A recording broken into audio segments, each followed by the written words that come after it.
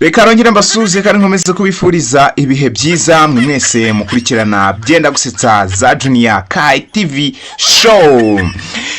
Byenda gusetsa mbere rero Pasteri ati mureke inzoga kuko inzoga n'umwanzi w'abantu. Yesu nawe ati nimukunde abanzi banyu. None Pastor urinde wo kunyangisha umwanzi wanjye koko. Umuturanyi yabuze inkoko ye aho kuza kwishakira mu rugo.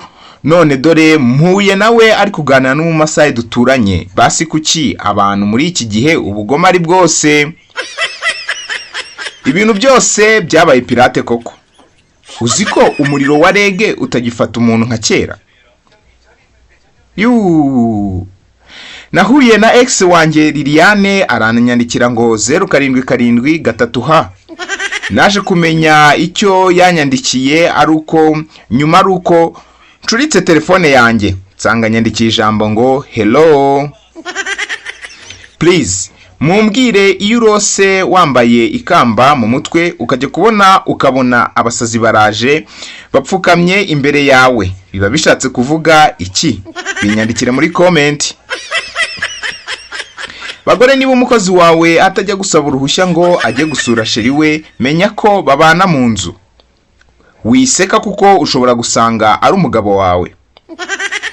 Aho nabereye singo we noneho ubu ndashaka girlfriend uza akambwira ati sheri dore twabuze amafaranga ntago twagikuzimu tukabona amafaranga.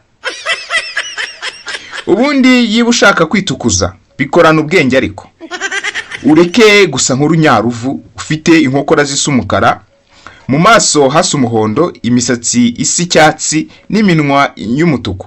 Niko muko uri kwamamariza amekikoro. Iyo urebye geto mbamo ushobora kuvuga ngo nta kintu kirimo.